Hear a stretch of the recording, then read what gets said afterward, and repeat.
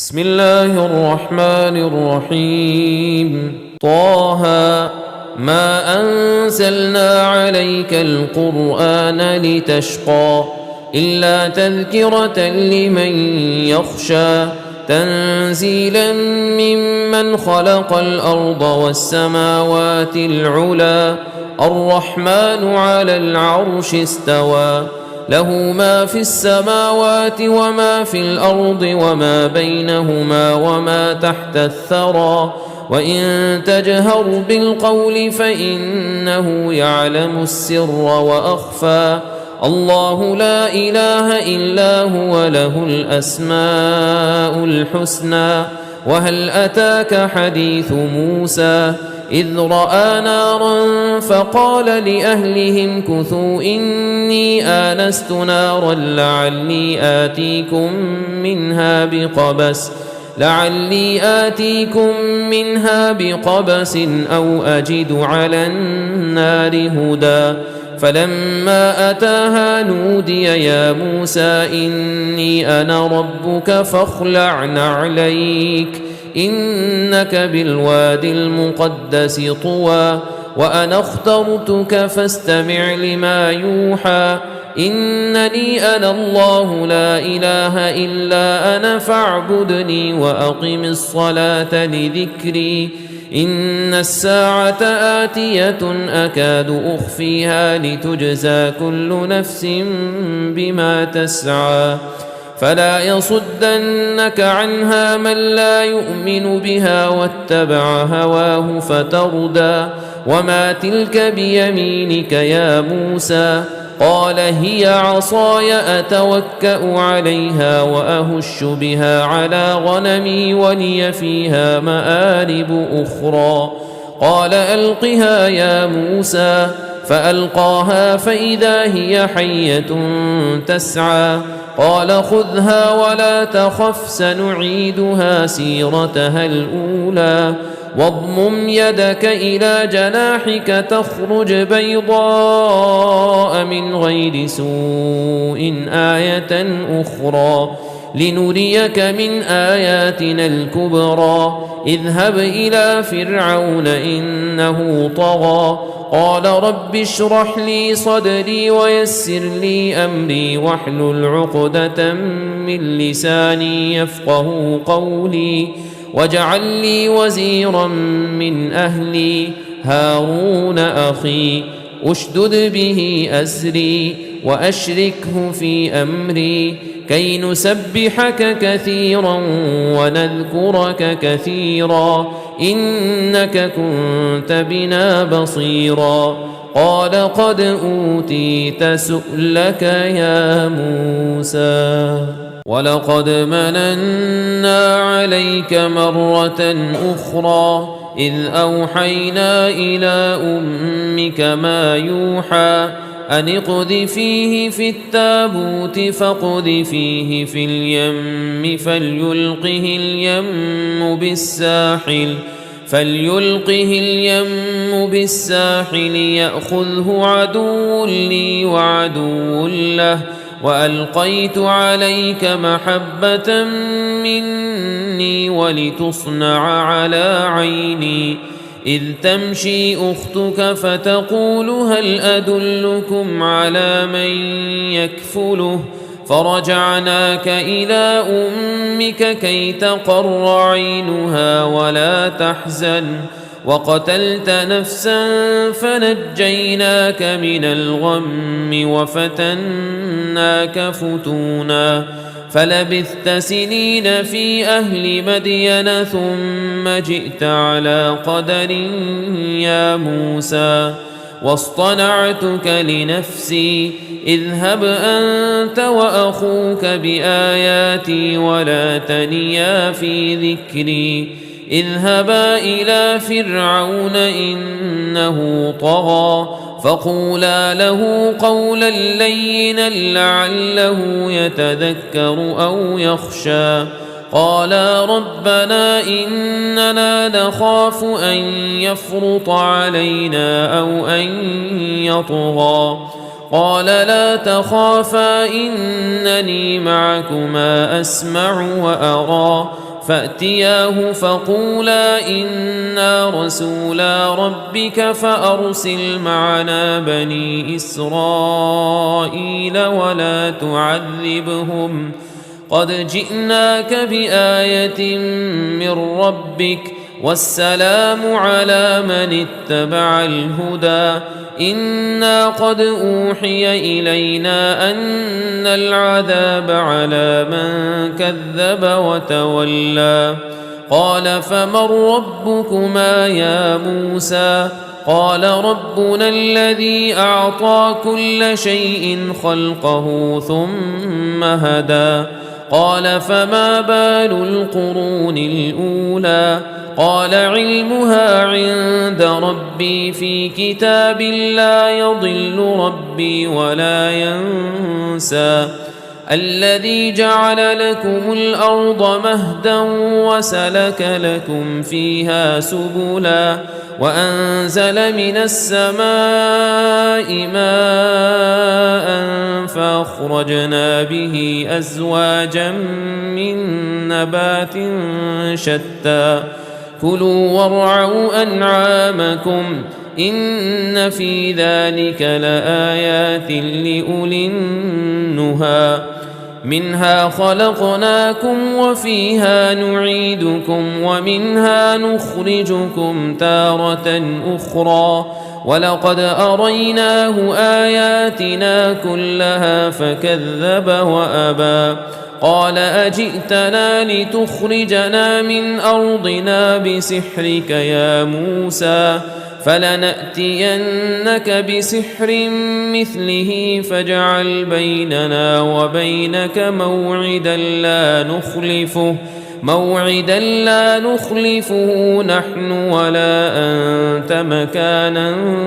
سوى قال موعدكم يوم الزينة وأن يحشر الناس ضحى فتولى فرعون فجمع كيده ثم أتى قال لهم موسى ويلكم لا تفتروا على الله كذبا فيسحتكم بعذاب وقد خاب من افترى فتنازعوا أمرهم بينهم وأسروا النجوى قالوا إن هذان لساحران يريدان أن يخرجاكم من أرضكم بسحرهما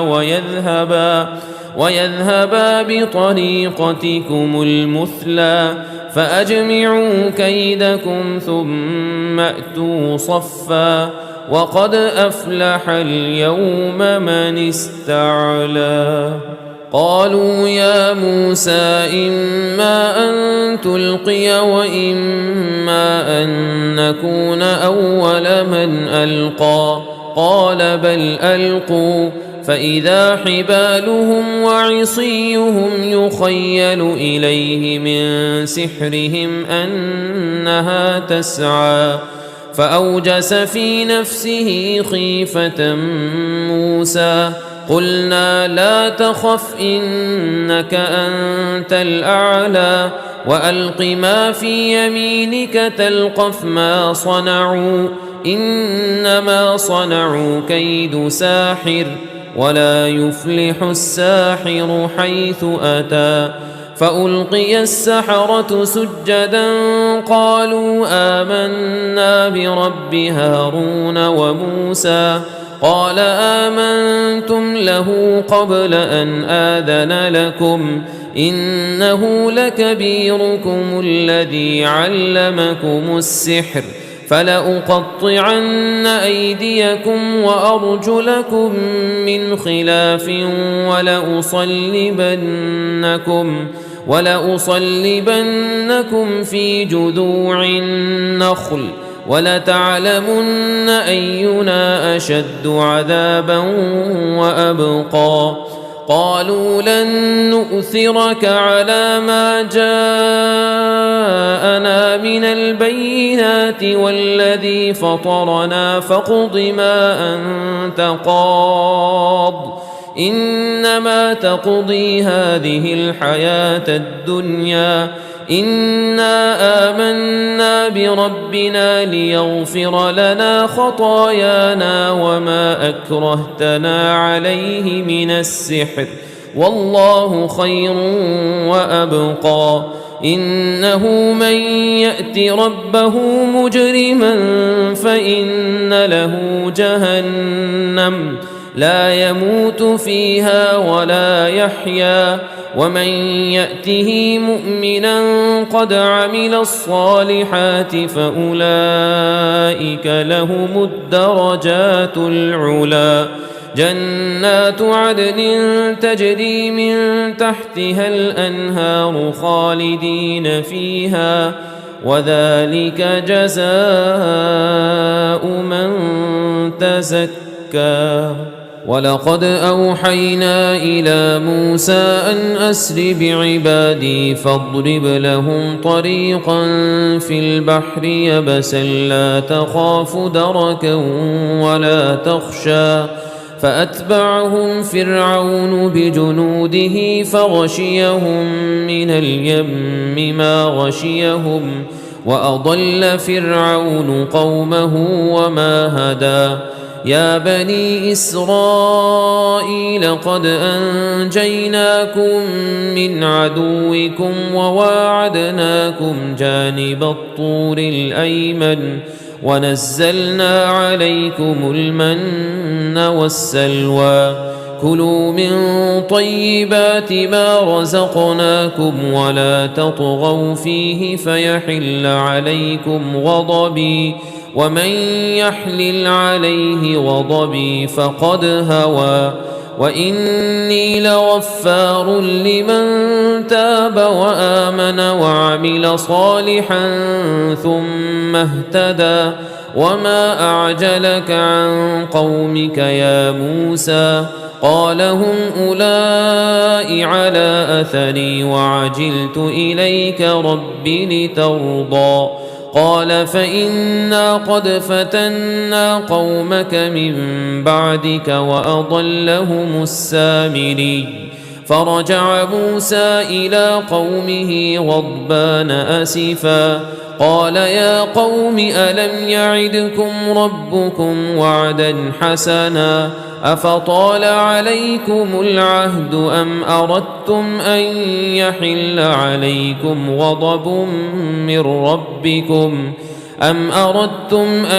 يحل عليكم غضب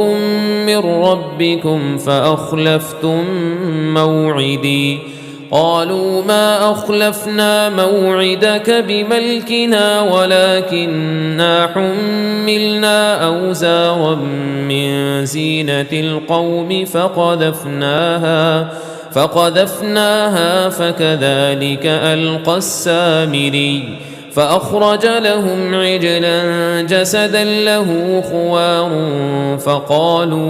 فقالوا هذا إلهكم وإله موسى فنسي أفلا يرون ألا يرجع إليهم قولا ولا يملك لهم ضرا ولا نفعا ولقد قال لهم هارون من قبل يا قوم إنما فتنتم به وإن ربكم الرحمن فاتبعوني وأطيعوا أمري قالوا لن نبرح عليه عاكفين حتى يرجع إلينا موسى قال يا هارون ما منعك إذ رأيتهم ضلوا ألا تتبعني أفعصيت أمري قال يا ابن أم لا تأخذ بلحيتي ولا برأسي إني خشيت أن تقول فرقت بين بني إسرائيل ولم ترقب قولي قال فما خطبك يا سامري قال بصرت بما لم يبصروا به فقبضت قبضة من أثر الرسول فنبذتها وكذلك سولت لي نفسي قال فاذهب فإن لك في الحياة أن تقول لا مساس وإن لك موعدا لن تخلفه وانظر إلى إلهك الذي ظلت عليه عاكفا لنحرقنه ثم لننسفنه في اليم نسفا إنما إلهكم الله الذي لا إله إلا هو وسع كل شيء علما كذلك نقص عليك من أنباء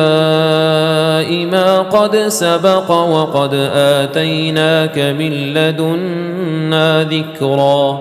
من أعرض عنه فإنه يحمل يوم القيامة وزرا خالدين فيه وساء لهم يوم القيامة حملا يوم ينفخ في الصور ونحشر المجرمين يومئذ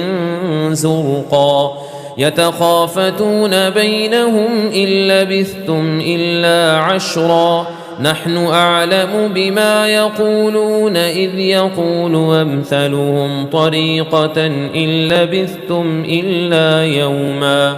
ويسألونك عن الجبال فقل ينسفها ربي نسفا فيذرها قاعا صفصفا لا ترى فيها عوجا ولا أمتا يومئذ يتبعون الداعي لا عوج له وخشعت الأصوات للرحمن فلا تسمع إلا همسا يومئذ لا تنفع الشفاعة إلا من أذن له الرحمن ورضي له قولا يعلم ما بين أيديهم وما خلفهم ولا يحيطون به علما وعنت الوجوه للحي القيوم وقد خاب من حمل ظلما ومن يعمل من الصالحات وهو مؤمن فلا يخاف ظلما ولا هضما وكذلك أنزلناه قرآنا عربيا وصرفنا فيه من الوعيد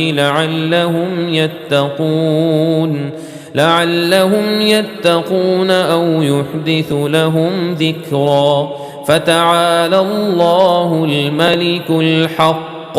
ولا تعجل بالقرآن من قبل أن يقضى إليك وحيه وقل رب زدني علما ولقد عهدنا إلى آدم من قبل فنسي ولم نجد له عزما وإذ قلنا للملائكة اسجدوا لآدم فسجدوا إلا إبليس أبى فقلنا يا آدم إن هذا عدو لك ولزوجك فلا يخرجنكما من الجنة فتشقى إن لك ألا تجوع فيها ولا تعرى وأنك لا تظمأ فيها ولا تضحى فوسوس إليه الشيطان قال يا آدم هل أدلك على شجرة الخلد وملك لا يبلى فأكلا منها فبدت لهما سوآتهما وطفقا يخصفان عليهما من ورق الجنة وعصى آدم ربه فغوى ثم اجتباه ربه فتاب عليه وهدى قال اهبطا منها جميعا بعضكم لبعض عدو فإما يأتينكم مني هدى فمن اتبع هداي فلا يضل ولا يشقى ومن أعرض عن ذكري فإن له معيشة ضنكا ونحشره يوم القيامة أعمى قال رب لم حشرتني أعمى وقد كنت بصيرا قال كذلك أتتك آياتنا فنسيتها وكذلك اليوم تنسى وكذلك نجزي من أسرف ولم يؤمن بآيات ربه ولعذاب الآخرة أشد وأبقى أفلم يهد لهم كم أهلكنا قبلهم من القرون يمشون في مساكنهم إن في ذلك لآيات لأولي النهى ولولا كلمة سبقت من ربك لكان لزاما وأجل مسمى فاصبر على ما يقولون وسبح بحمد ربك قبل طلوع الشمس وقبل غروبها ومن آناء الليل فسبح وأطراف النهار لعلك ترضى ولا تمدن عينيك إلى ما متعنا به أزواجا منهم زهرة الحياة الدنيا لنفتنهم فيه ورزق ربك خير وأبقى وأمر أهلك بالصلاة واصطبر عليها لا نسألك رزقا نحن نرزقك والعاقبة للتقوى وقالوا لولا يأتينا بآية من ربه أولم تأتهم بينة ما في الصحف الأولى ولو أنا أهلكناهم بعذاب من قبله لقالوا ربنا لولا أرسلت إلينا رسولا فنتبع آياتك من قبل أن نذل ونخزى قل كل متربص فتربصوا فستعلمون من أصحاب الصراط السوي ومن اهتدى.